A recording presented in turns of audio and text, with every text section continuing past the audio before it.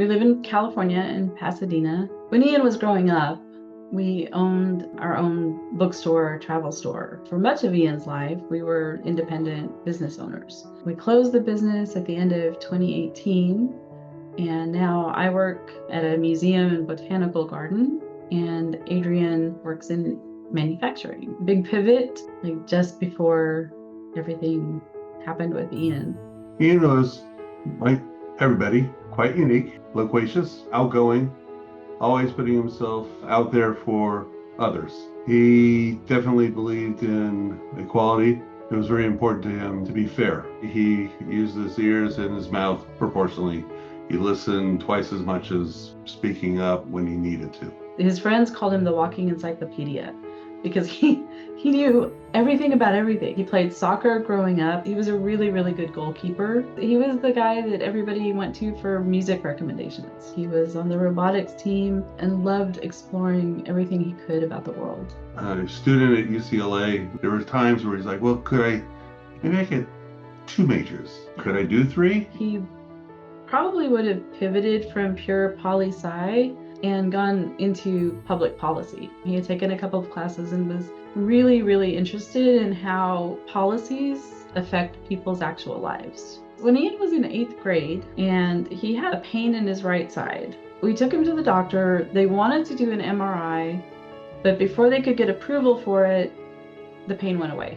Nothing ever happened. So fast forward to the end of his freshman year of high school. We're in the middle of COVID, and he started having like really bad indigestion, but after 3 or 4 days, it hadn't gone away. And they did an x-ray, thought it might be, some kind of bowel blockage. The doctor came back and said, well, I'm gonna have you do a CT scan. He went to the CT scan, and the doctor was like, well, there's something there. There's a mass that I can see. It could be cancer, it could be something else. There are a lot of things. So the next step was an MRI, which showed that there was indeed a tumor, and then a PET scan and biopsy and so on. But his pediatrician had enough persistence to keep going down those next steps, is how it was discovered.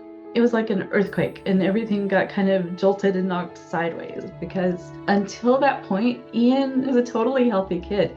He was hardly ever sick. At the time, being a pediatric patient, the treatments that were available for hepatocellular carcinoma were very limited and known to be not particularly effective. There was chemo, and it was strong chemo, but his oncologist said right off the bat, in most patients, it's not effective. And so our only hope for Ian to have a life was to be able to get a liver transplant. When he was initially on the transplant list, he was very, very low. But they had him do a treatment called Y90, which is a type of very localized radioablation that in pediatric patients at the time was very experimental. And doing that experimental treatment got him moved much higher on the transplant list. And almost immediately we got a call from UCLA saying they found a match. And it happened. There wasn't any problem, any issue. He went into the hospital and he had the transplant. He did really well. He was home, I think, in about 2.5 weeks. He was a strong kid and he recovered very quickly. He was very determined to get out of the hospital. He had goals that he wanted, he wanted to get back to life. He wanted to get back to playing soccer, but he did it.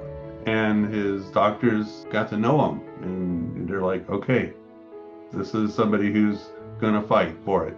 And then that spring, at the end of his sophomore year, he started having a rejection. Everything they tried that normally works for a rejection just didn't work. She talked to a colleague at Cedars-Sinai who was using this drug called daratumumab for one of his kidney transplant patients. And she tried it and it worked. And daratumumab got Ian out of the hospital and kept him out of the hospital until the cancer came back. But when the cancer came back the second time, he had just finished his freshman year at UCLA. Had a great year. Had a great summer. Had a great summer. And then he got a call initially from Dr. McDermott, who had seen the scan and wanted to break the news to him herself. So we all went over and met with her outside the hospital at UCLA. Now, the world blown apart again. Sorry. What's worse than hearing your kid has cancer is there's nothing we can really do. Yeah. And they never gave up. Ian never gave up, but he knew his life would be ending sooner than A lot sooner than it should have. Ian ended up having another 7 to 8 months. He went back to school. He went back, he was living in the dorm. He finished his sophomore year. All his friends from UCLA got together.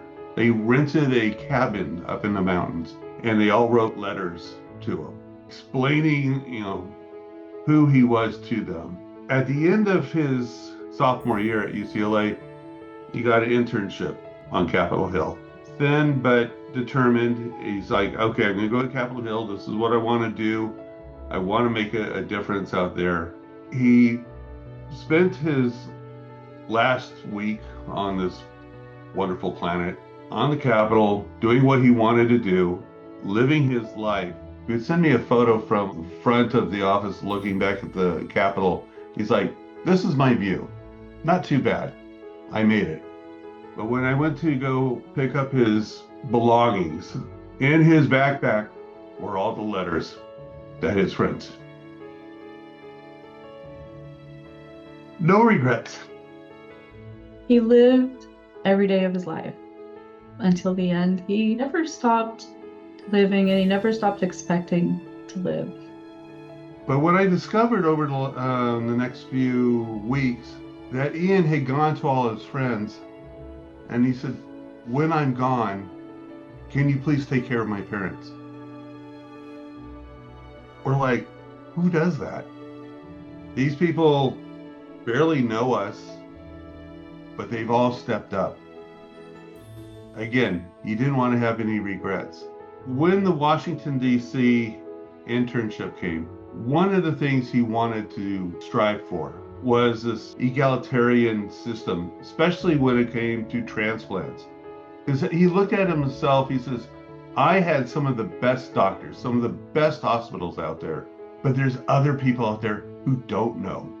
They're not educated in the system. They wouldn't know exactly where to go. He realized that he had one of the top people in the world when it comes to pediatric liver disease and liver transplants on his side. But he said a lot of patients wouldn't have access to that kind of expertise.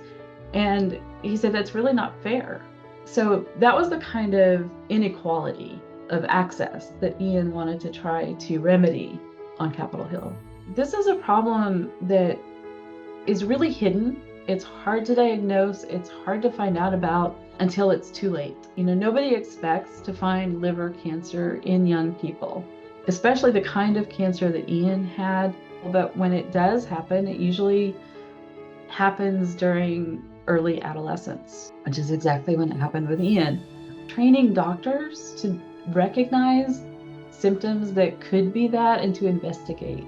If his doctor hadn't investigated and had just assumed it was something more typical, he might have been, treated for the wrong thing until it was too late. There's certain things that should be able to bring people together in different walks of life and philosophies of government, that this is kind of a no-brainer.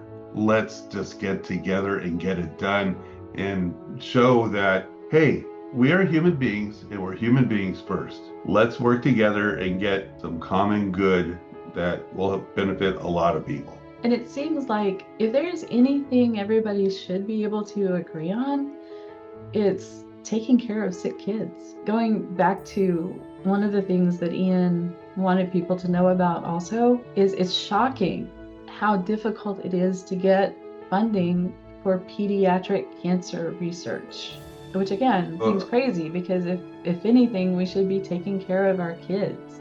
Do the right thing. Give them a voice. This is the future. And let's try to give these kids something out there that we can hang our hat on and be proud of. Ian would have worked so hard to make the world a better place for people. That was his goal. That was what he was striving for.